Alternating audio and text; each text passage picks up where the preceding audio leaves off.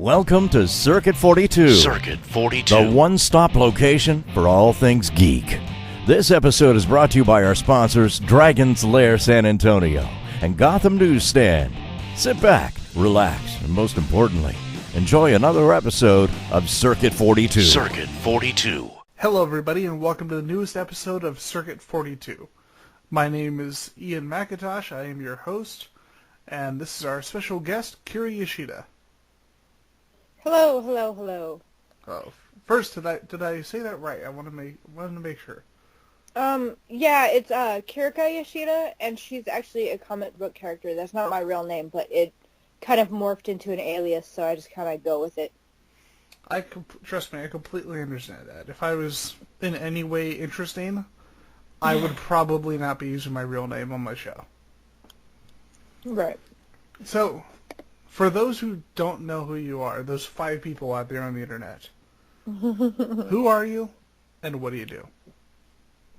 I am Kirika Yashida, I'm what I'm better known as, and I manage comic book artists. I work at a comic shop. I cosplay. I do podcasting for Skeleton Crew brand with their Sarlacc Spit podcast about Star Wars, and Comic Crypt, obviously about comics. Now, how did you first get into comic books? Not like professionally, but just as a hobby that led into this. As a hobby, well, I have a brother who's 9 years older than I am, and he was always kind of into comics and Dungeons and Dragons and computer games and all that stuff, and just by extension, I always really looked up to him, so I wanted to emulate everything that he did. So, like I said, as an extension, I just got into all those things. And I actually, I know he was really into Teen Titans, and those when growing up, because I vividly remember posters of those on his wall. But since I was so young, I got into comics because back in the day, some comic books had the read-alongs that you on the records, and that's kind of like how I learned how to read, was reading along with those records. See, I remember that, except I didn't have the comic book ones. It was like the little Disney short stories, like the picture books, and then they would have the tapes, and you'd pop them in, and it would go along with it. I remember... I think I had some of those, too. I don't know. I might be older than you. I don't know. How old are you? 32. Okay, yeah, I'm 36, so not that much older, but it's probably because my brother was older and he had the records, so that's who I got them from. Yeah. So that makes sense. It's funny, I don't know if you do, but I still actually own my first 2 comic books that I ever got. And it was, I wish I did, but what were they? It was a issue of Captain America. It was from the when Mark Gruenwald was doing it, and that's a long run. That's like about a decade, which is insane, because you think of comic creators now who are like, I was on a book for 2 years. It's like, oh, that's great. Mark Gruenwald was sadly on Captain America until he passed away. Well, and then Claremont was on X-Men for freaking ever. Yeah, like 17 years or something like that. Yeah, because I remember they had the Giant Size X-Men #1, and then the one that he actually quit over was the when they did the adjectiveless X-Men with Jim Lee, and it was just because of like different directions that Jim Lee and Claremont wanted to take the book, and there was so much that Claremont just left. And let's be honest, like I've had people like Scott Lobel on here before, but I think we can all agree that X-Men really didn't start getting great again until like probably a decade later, with Grant Morrison and them kind of taking over. Yeah, Grant Morrison has done a lot for comics in general. Oh yeah, I'm not gonna even mince words. I am a giant freaking Morrison fanboy, and he's one of those people I know I'll never have on here, but God, that would be awesome. He's a pretty awesome guy. Yep.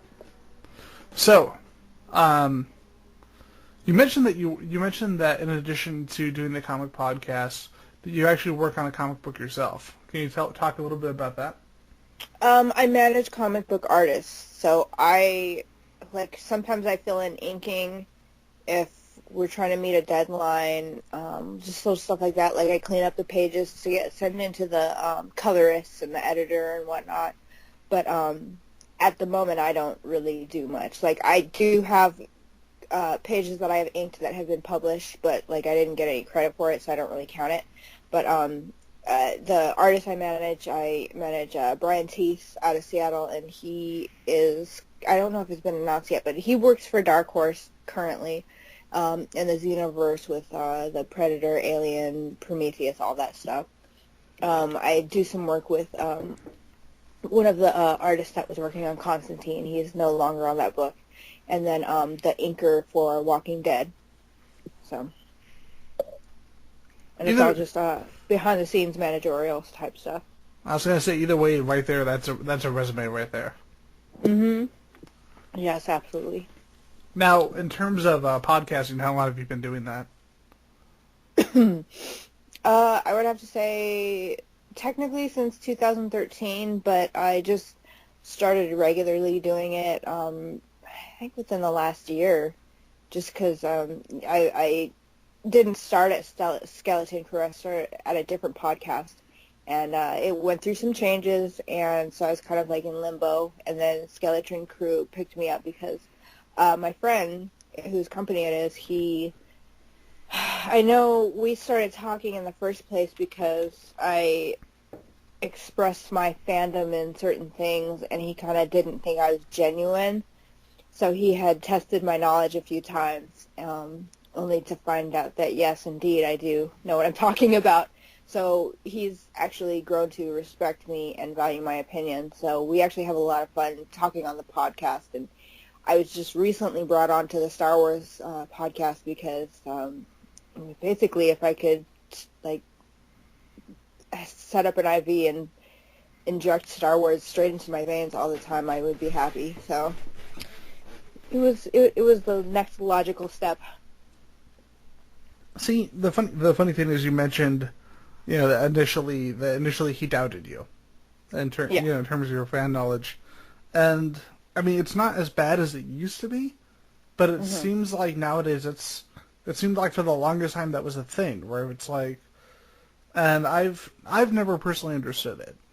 The whole idea that you have to test somebody's knowledge. I've run into it a decent amount. Mostly because I'm a female. I know that I work part-time at a comic shop, and I've had usually like older people, the older guys come in, and they see me there, and they're like, "Oh, you must be friends with the owner, and that's why you got the job." And I was like, "No, actually, I'm highly qualified, and I have an incredible resume for wanting to work in this field."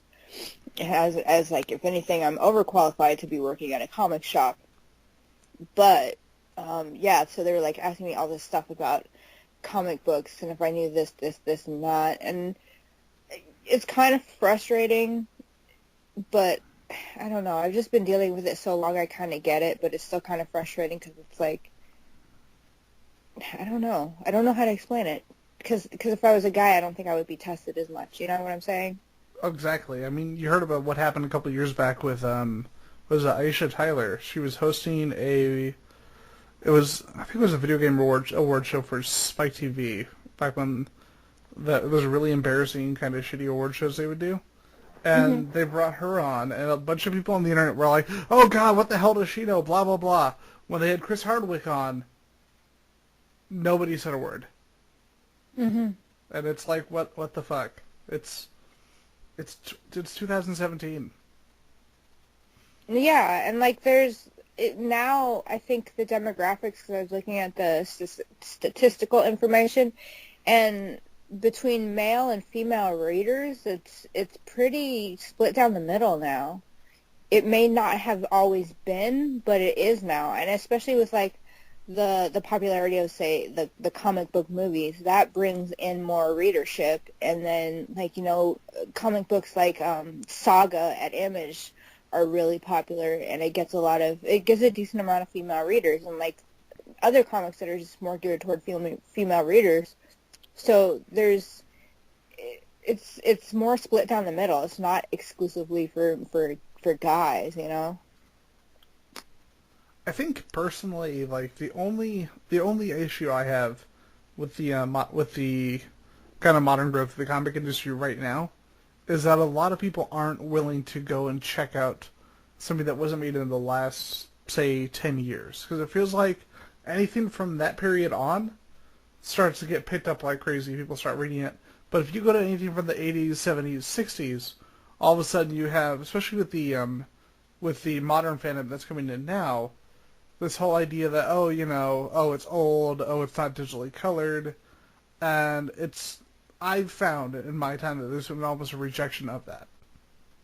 I agree. I absolutely agree. I also think that a lot of it has to do with the comics and the writing just don't hold up. I think that art now has improved leaps and bounds because of what they can do and the talent that people have. There are very few comics that, other than for collectability purposes, that people really buy to read. One book that, like, the reading is, the writing is very dated, but all the story beats are still really there, that I have enjoyed throughout time is Daredevil's first comic. Like, I love that one. Even today, I love it. It's got, like, old lingo and stuff, but, I mean... So I know a lot of people are turned off by that just because it doesn't hold up to today, you know? It's kind of the reason why that when I was when I was in high school, I was all about people like Brian Michael Bendis, embarrassingly enough, Mark Millar, and like... Leave it. Huh? Sorry, my dog was chewing on the carpet, I'm sorry. Not a problem. These were the kind of people I was drawn to. And now, as I'm going back and reading superhero comics, it's more like Mark Waid and Kurt Busiek. Like, they're easily my two favorite writers in superhero comics because of the fact that they grasp onto those classic concepts and kind of have a respect for them. Mm-hmm. Yeah, and it's just a style difference because I know a lot of people really like Dan Slott because he has a lot of the old school sensibilities in his writing. But at the same time, I also know a lot of people that want more of, like, the Hickman and the Jason Aaron's and stuff, so they're actually turned off by Dan Slott's writing. See, I love Dan Slott's writing, but the funny thing is I'm also a huge fan of Matt Fraction. And you really can't get more opposite in terms of comic book creators than that. No, I agree. And me personally, I'm only speaking from what I know people have told me. For me personally, I don't give a shit who writes it, where it comes from, what era. Just as long as it's I just want a good story, yeah. I don't care if DC, Marvel, whatever the case may be. As long as it's a good story, that's what I enjoy. Because people ask me all the time whether I'm Marvel or DC, and I'm like, both. Yeah. You know? Like in my living room, I have, like, these two big shelves just full of, like, different trade paperbacks, graphic novels, omnibuses, and it's basically 50-50. Like, it's half Marvel, half DC, and then there's, like, probably, like, 2 or 3 shelves of just independents. And comic books aren't meant to be divided, despite what Joe Quesada thinks. You just enjoy it because it's good, or you don't like it because it's shit. That's really what it should come down to. There should not be this fan divisiveness because really it's all people wanting to enjoy something. I'm just disappointed that because of the fact that I legitimately have been into comic books and video games and Ninja Turtles and all that stuff from a very young age, and I went through the bullying and being picked on. So, like, I've lived through that. I understand the bullying and all that stuff because it happened to me. But for me to now be in an era where suddenly it's cool and people doubt my fandom, like, I'm sad because it's like I've been there with you guys too when it wasn't cool. So, like, why do you guys get to decide who is a genuine fan and who isn't? Like, why are you the official gatekeepers of nerddom? Why are you now shunning people and excluding people when you guys were excluded yourselves, you know? It's just really sad to me. Yeah. And that's why, like, for me personally, I've gotten to a point where I don't care what the opinions are of people of what I'm reading, what I'm into, what I'm interested in. Because for me, it's like, if I like it, I like it. If you don't like it, or if you doubt that I like it, or any of this other bullshit, I don't care, because I'm still liking it and enjoying it. And it's really, and like you were saying, it's really unfortunate that it almost feels like there's this animosity within fandoms. And I don't personally understand it.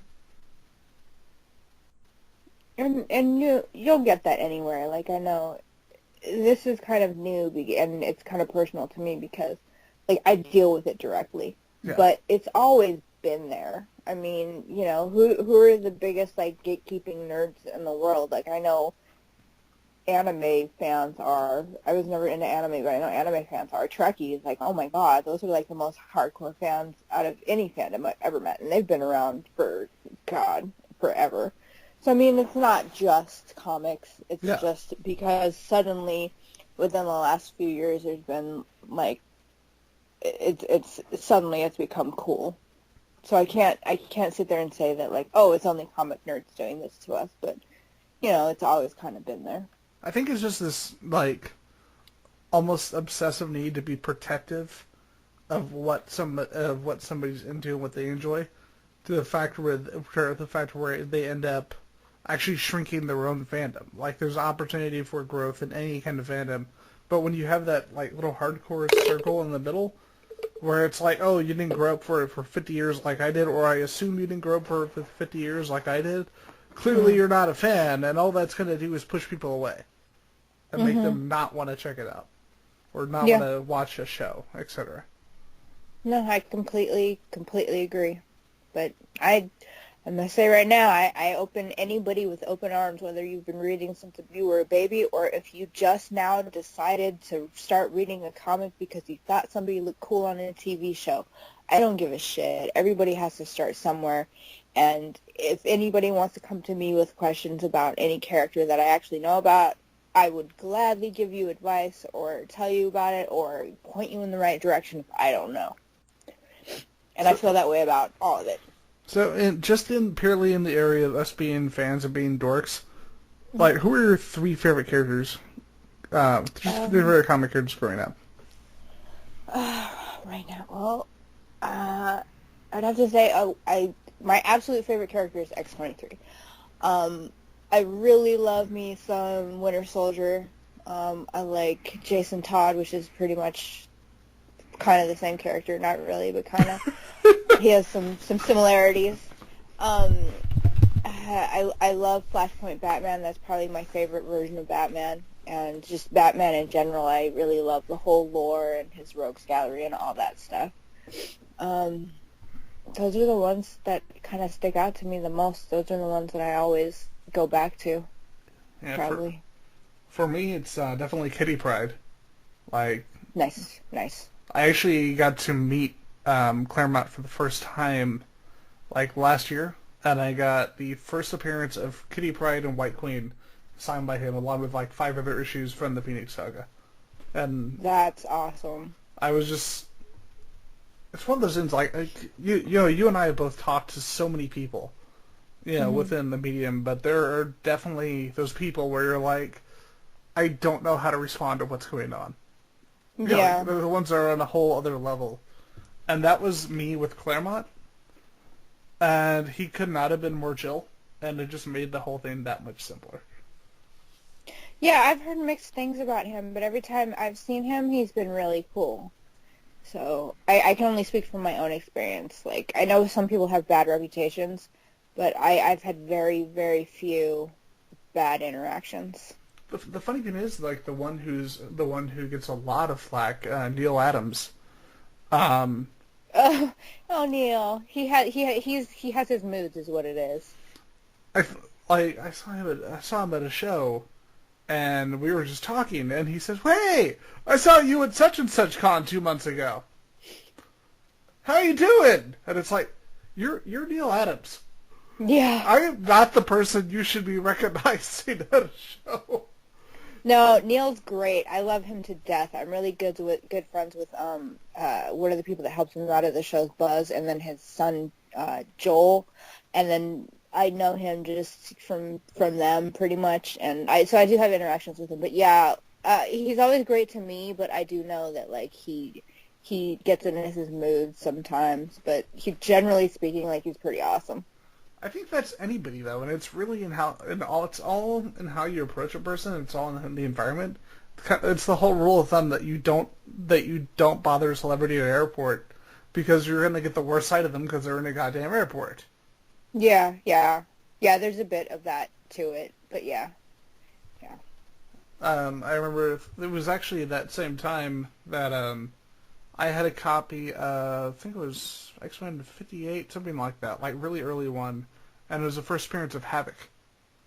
And there was this bookstore. They had a bunch of stuff that they were going to shred and use for advertising because it was so messed up in their opinion that they couldn't sell it. And I realized that the thing on the very top was the first appearance of Havoc. And I'm like, hey, can I have that?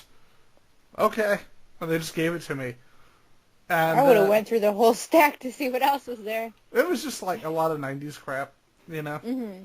But then again, considering the popularity of Deadpool, it's so funny to see like one of the worst comics I've ever seen going for like $600.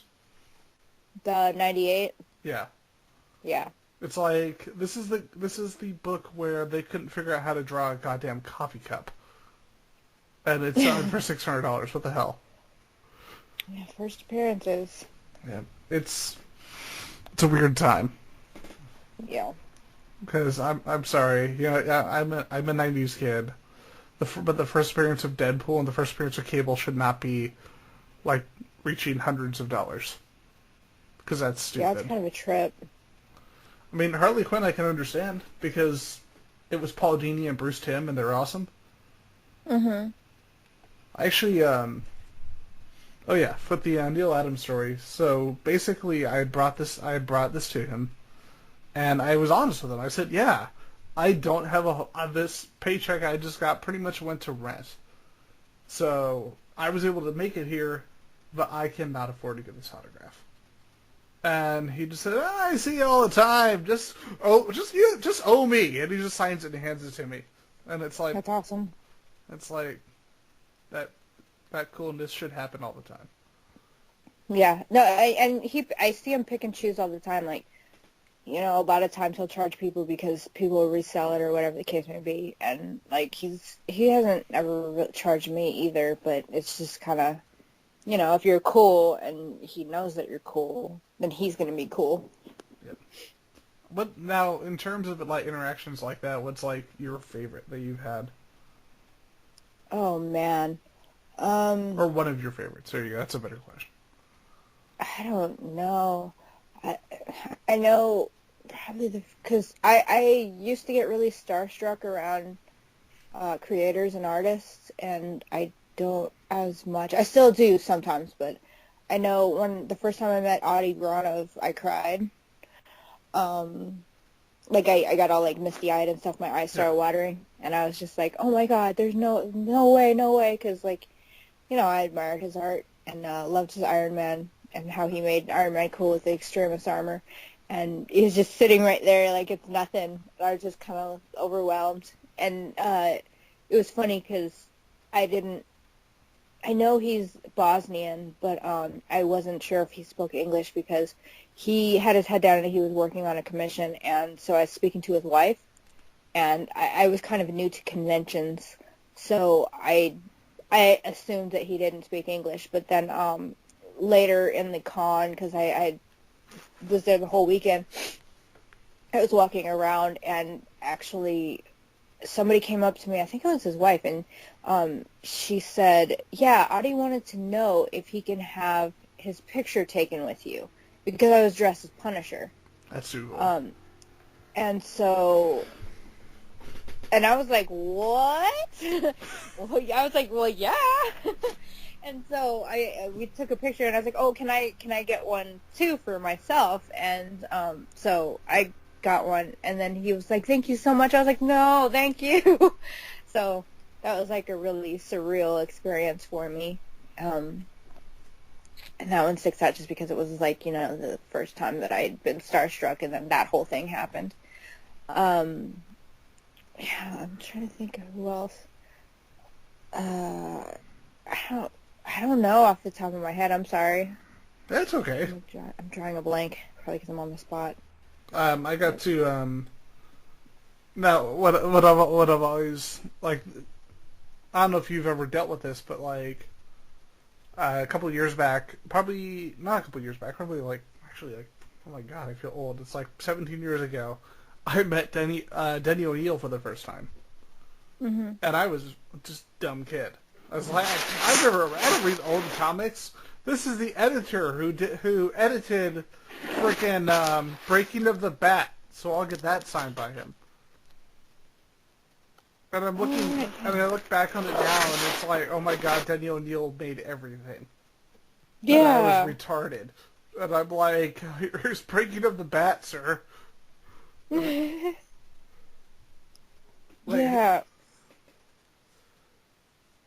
I had kind of like kind of similar, not really, but I'm a big fan of Judd Winnick's writing. Yeah.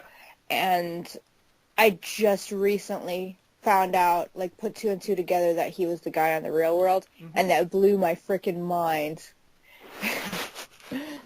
And then I was like, wait a minute, you're that Judd. And he's like, yep, that's me. And I was like, you created one of my favorite characters of all time, and I never put together that you're that Judd. Well, because they didn't put out their last names on the show. Yeah. So, and then a lot of times, so I didn't know that. And a lot of times, like, working, you might know somebody's name, but you don't know what they look like to put a face to the name. So, like, when I first started going to conventions, I would have to look really hard at people's name tags to see if that was the person I was trying to come talk to, because I just didn't know what these people look like, Yeah. But, yeah. I remember it was San Diego for me, because I've only been to San Diego Comic-Con once, and it was about 10 years ago. And I'm assuming it's changed now, but it was crazy because, like, Jim Lee was at the Artist Alley, and like all these people who I feel like they would not be there right now. Like Jim Lee and Leinil Francis and all these guys were at the Artist Alley, and I was running around all excited, and I was talking to them, but I was so freaking nervous. I'm like, half these people it was the same thing, I did not recognize. So, like, I'd run into a person who did, like, 80 freaking books that I've read, and I'm just sitting there having no idea who they are. But, yeah, and then, like, kicking yourself afterwards because you're like, man, I wish I would. But I'm kind of glad sometimes when I don't know who they are beforehand, because, like, I probably would be like, and not have, like, a normal, cool conversation, Yeah. The funny thing is, I've found, and I wonder if it's the same thing with you, that when it comes to meeting people like this, they tend to react better when you don't really associate, with all these characters, and you're just like, hey, how you doing? Are you enjoying the show? No, that's exactly my point, because, like, I that's what I'm saying, like, me personally, like, I wish I knew who they were before I start talking to them, but in retrospect, I think it's better because then at that point, I'm not, like, fangirling all over them and making it all awkward for both of us. Yeah. So it's a much better interaction if I don't know, or if I know them well enough that I'm like, oh, whatever, it's you. Just out of curiosity, were you talking about, when you were talking about one of the characters that Winnick created, were you talking about Barry Ween? I was talking about Red Hood. I always forget about that, because so many people worked on the character since and made him frustratingly bad. And, like, I go back and I read that and I watch Under the Red Hood, which is still, the funny thing is, like, I love Dark Knight Returns, I love year one because of the original comic books. The one that I've rewatched more than any of the DC animated movies is Under the Red Hood. Mm-hmm. Because it just... I think it's because you've got the person doing their own book, not somebody else trying to adapt it, that it feels very... It feels more cohesive, if that makes any sense. Yeah, well, it was also because there's a lot of... It felt like there was a lot of emotion put into the character, and as his origin, they had a lot of ties and resentment towards Batman. So it made it really interesting. And now it's just kind of like he's going off on his own adventures, and I don't know, it's weird. The same kind of thing happened with Winter Soldier. Is like he started off strong, of course, like Brubaker was writing it, and then Latour, and then other people got a hold of him, and he's like in space, married to aliens in the future, and other weird things going on that made no sense for the character, in my opinion. Other people loved it, which is fine. It's just not what I was used to, so I was a little off-put by it. But yeah, when it comes to Red Hood, like, my definitive Jason Todd is anything pre-New 52, because I'm not being a New 52 hipster where I'm like, all this stuff after New 52 is garbage, because it's not. It's just my favorite stuff from this particular character happens to be his pre-New 52 stories. Battle for the Cow, when he was that, like, crazy-looking blue and black Batman. I liked that. I liked it when he was Hush, Jason Todd. Like, I liked all that stuff. So that's what I go back to. But yeah, and I'm actually having Jeremy Hahn. He worked on that stuff with Jed Winnick, and he is going to be doing a Red Hood commission for me for Emerald City. I'm excited. So cool. I am super excited. I think, like, in my opinion, the biggest mistake DC made was thinking that Red Hood was a hero. Yeah. Because he's not necessarily a hero or a villain. He is someone who is severely damaged. Mm-hmm.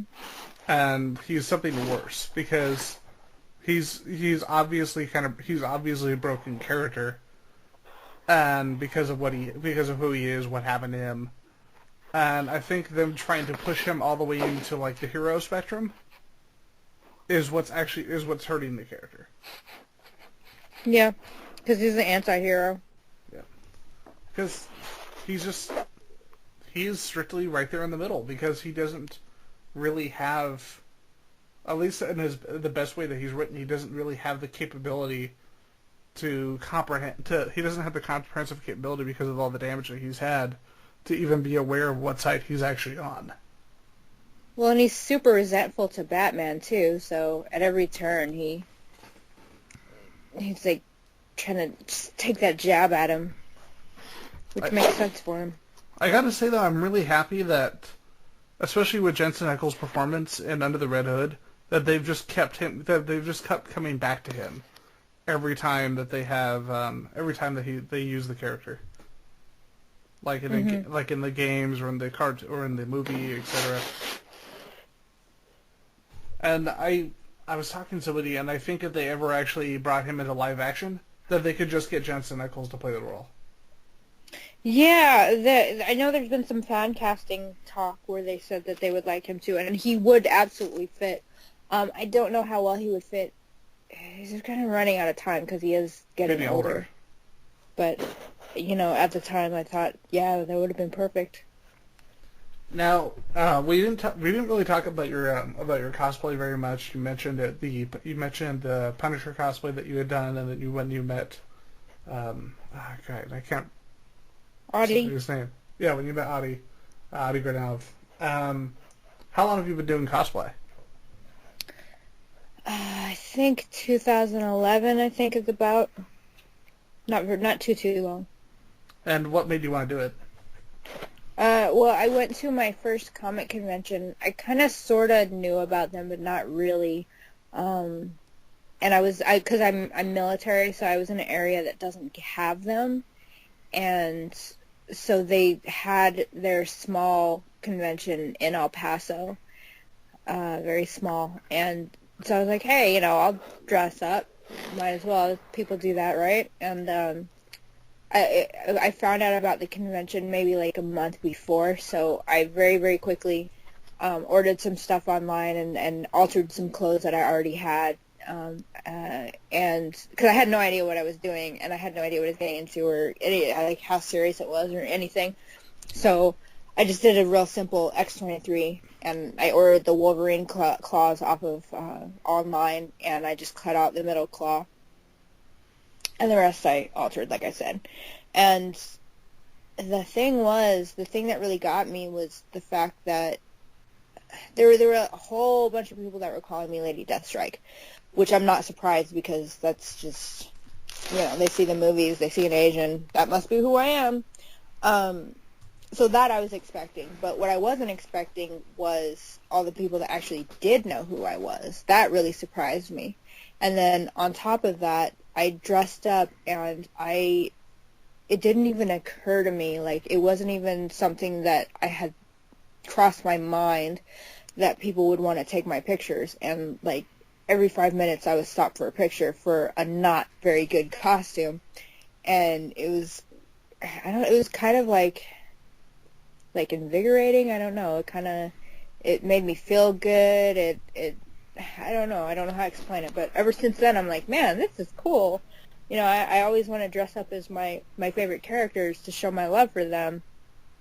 And it'll be cool if somebody knows who I am. If not, I don't care. I just want to dress up and show my love for characters. So there's plenty of times where I'll dress up as a somewhat obscure character and nobody knows who I am.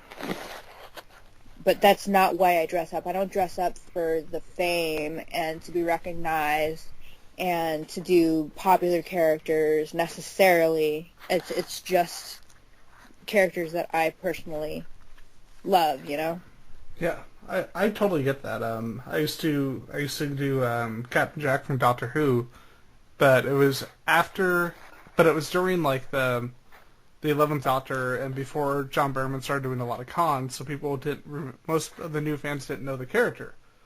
But I just thought it was fun to go as the character, so it's like, fuck it.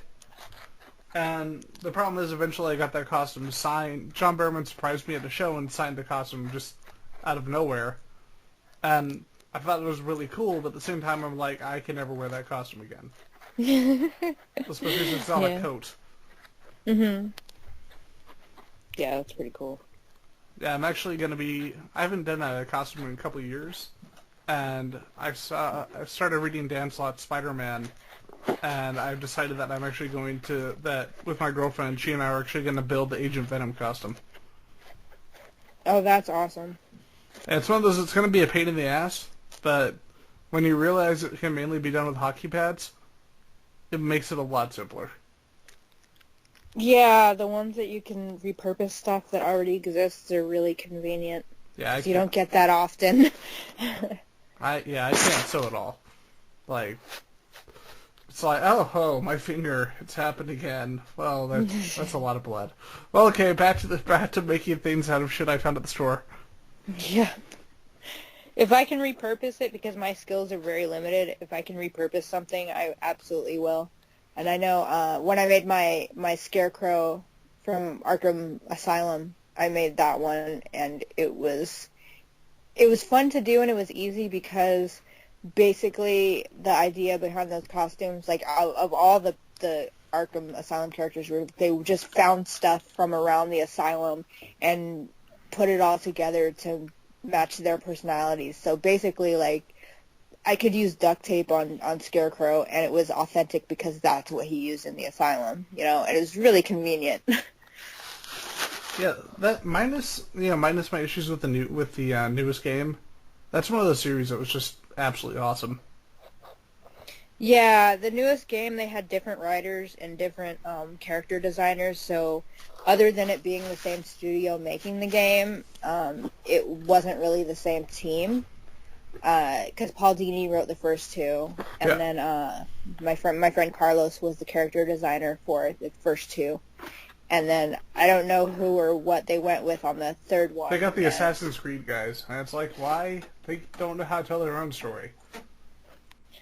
Yeah, it kind of showed. The story was pretty thin. The gameplay was really fun.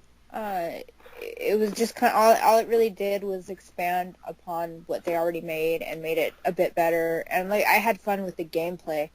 Yeah, the storyline was Kind of all over the place. Yeah, but I still had fun with it. The one that I've been playing that I've actually gone back to playing. It was actually what I was playing before we did the show. Was Spider-Man Shattered Dimensions. Mhm. And I've heard good things about that. that game is just fun, and it's written by Dan Slott. Like it was before he became the regular writer. It was during the brand new day period that we don't like to talk about. Here Right. at Circuit 42. That shit never happened. Mhm. I don't know what you're talking about. The trading your marriage to the devil. That just sounds stupid. Yeah. But it's one of those games where if you grew up on Spider-Man, different iterations, different cartoons and movies, then it's pretty much made for you. Because you've got, like, it's 4 different Spider-Men. You get the Amazing Spider-Man, which is very much based off the 80s Spider-Man. Spider-Man is Amazing Friends. Why the hell do they have a puppy? You have Josh Keaton playing Ultimate Spider-Man. You have Spider-Man 2099 played by Dan Gilvezan. You have Spider-Man Noir played by Christopher Daniel Barnes, but the Amazing Spider-Man is played by Neil Patrick Harris. And the reason they cast those 4 is because they're all 4 voice actors from Spider-Man. And the whole thing is it's basically fan service the game, but it's well-made fan service the game. Yeah, isn't it just like Spider-Verse? Yeah, kind of. It was like Spider-Verse before Spider-Verse. And without having 80 billion different characters.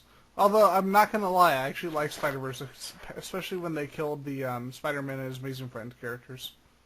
Yeah, no, I've heard good things about that game. Yeah, it's a lot of fun. The one they made afterwards was not as great, because something I loved about this game, of course, was all the different Spider-Man. And then the next one, it's literally just regular Spider-Man and 2099 Spider-Man, and that's it. Yeah, I haven't heard of any other than the one you're talking about, and there's probably a reason, because nobody played it. Yeah. But then again, no one played Shattered Dimensions either, which makes me sad. I know tons of people that did. Really? Like Have it, yeah. It's just it's one of those, for me, I've found it went under a lot of people's radar, and I'm like, why? It's fun, and you get to be Spider-Man, and you just don't go around the city the entire time. You actually get to do other shit, too. Yeah, I've heard lots of people talk about it.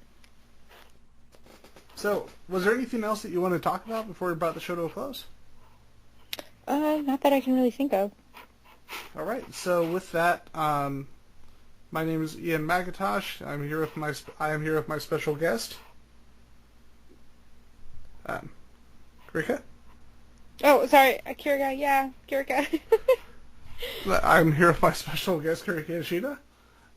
Thank you all for coming to listen to the newest episode of Circuit 42.